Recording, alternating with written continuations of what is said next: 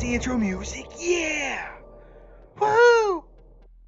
Today, we're going to take a look at Gorn Isomatter and Apex Isomatter and the refineries and what they contain, whether there's value, and it seemed pertinent to go over this information and whether you should include this in your daily loop, in your progression loop, and if it should be part of your everyday gameplay, well, to an extent, because I mean, you can, depending on if you've gotten the Gorn Eviscerator or not, do basically all these pulls every single day with little grind. That's actually one of the benefits of the Gorn coming in, was that if you've been keeping up with any of the high isomatic stuff, officers for your isolytic damage, artifacts, research, then you can pretty easily take these down. And if you're at a point where you're necessarily struggling with that at the moment, the good news is Nurse Chapel is in the event store this month, so spoiler, I will be toiling you to go after Nurse Chapel. She is very good, so worth toiling after.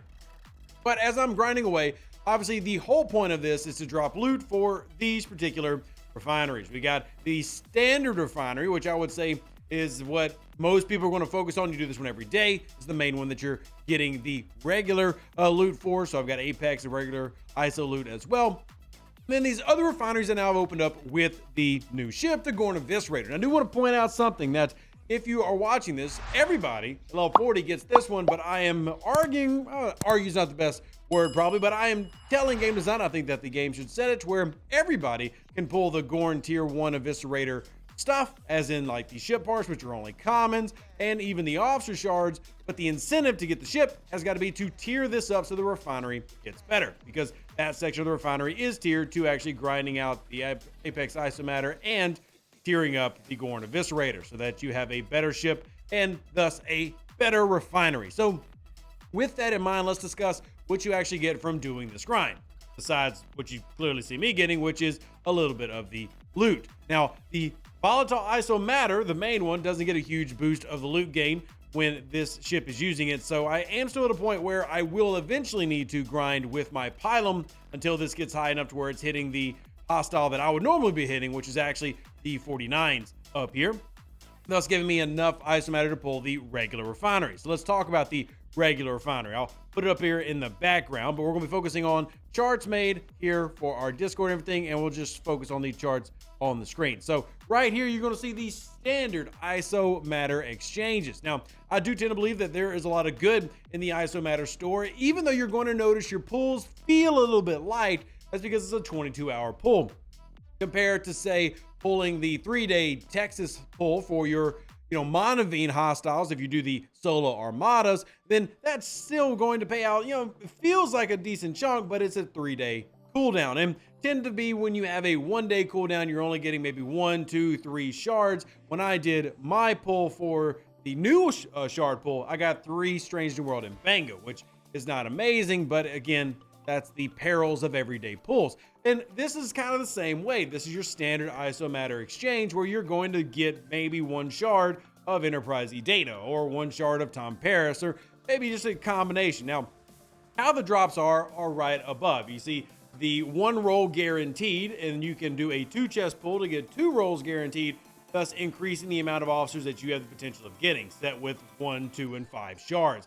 Then you have the artifacts, and I'll be honest, I love the base isomatter refinery. So whether or not you get the Gorn Eviscerator or grind for the Gorn Eviscerator, however you end up with the Gorn Eviscerator, this refinery is available to everybody level 40 up. And depending on where you're at ops level, it will change the rewards that you're getting. For example, the uncommon materials. You have a roll, an opportunity to get, for example, if you're a level 40 player, 143 4-star uncommon. But if you are up in my area, that roll is 180.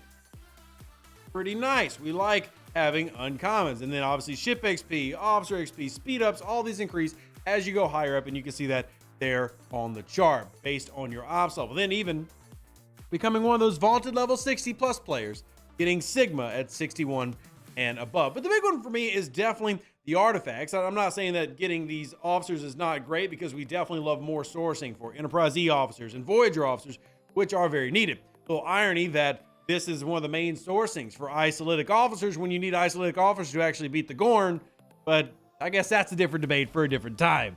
Don't worry, I've also made that argument too. But As we go through this pull and as you work through these, the artifacts I think are underrated, and you can see things that are even new, like the Stone of Memory right here being a part of that. Well, that gives you a daily Syndicate XP claim, and if I'm not having to use all my shards on that, and I'm working on, say, the Eye of Ra, which is the strategy for temporal disruptors until you get it maxed, well, that's a great way to start sourcing this and maybe get it tiered up so you're getting more Syndicate XP every single day. Now, this also depends on what you need, but it's helped me speed up a lot of my acquisitions by going through this research tree. And there is, of course, another research tree that has come with the new ship in May 2024, and that is this one right here. Now, this one, a little bit trickier because, as we said, you do have to be a player with the Gorn Eviscerator ship to take advantage. And the various rewards that you get are maybe not as good, but are still good. So you do have 5 officers that are being sourced, 3 epics, 2 rares, which means the loot pool is quite small. So even if you're only getting 1 chest in, 2 chests in, or whatever, depending on your pull rates, you're still getting a decent amount because it's only 5. Now, here's the flip side of this. Again, going back to why getting the Gorn Eviscerator and tiering it up, I want you to look at the actual recruit shards you have a chance of getting. So at the very base, at tier 1, you're only going to get 6 recruit shards, which makes pulling the recruit box very difficult. But literally just getting up to the first early tiers, you're going to see that magnified to where tier 3 you're pulling 15, and then you get all the way into, say, your tier 6, you're pulling over 50 of the bad boys. So that's nice, right? So you want to be able to pull that so that you can then get the double chest, because as you can see over there, 50 will be pulling double, or you could just play it slow and, you know, rely on the RNG. One thing's also different about this one is, if you can see in the chest over there with the ship parts, this is now a guaranteed loot system. So it's not a, hey, you roll for a chance at something. If you are a tier 6 Eviscerator, you are going to get 1,000 ship parts, 155 that are rare, 1,000 that are uncommon, 4,000 that are common, and you're even gonna start getting common G5.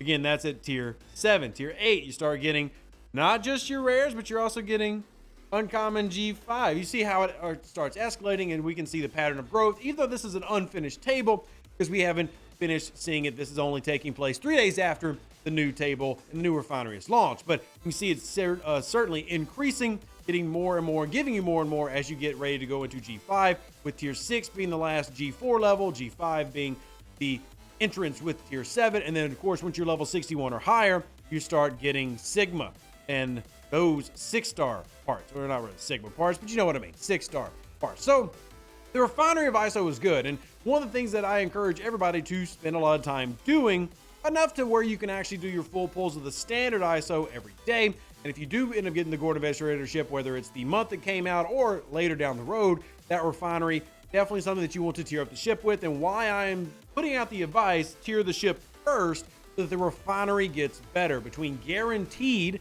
not having to rely on a roll, but guaranteed, you know, ship parts and officer shards, certainly valuable, definitely want to go after. And then of course it's sourcing its own epic artifact, which will help you once you get that unlocked and tiered up. So the Refineries, again, arguably one of the better refinery systems because it's all one-day pulls, so maybe smaller amounts, but not hard to go and get the currencies. Let me know what you think in the comment section down below. Appreciate every single one of y'all. Hope you're having a fantastic day.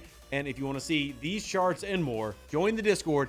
Link is in the description of this video. And you can also just ping us if you need help finding any of those things. Live long and plunder. Stay safe with those Space Cowboys. Deuces. That's me. Catch you on the next Star Trek League of Man video. And yeah, again, we're out. An even better outro than the intro. For the Empire and glory to your house.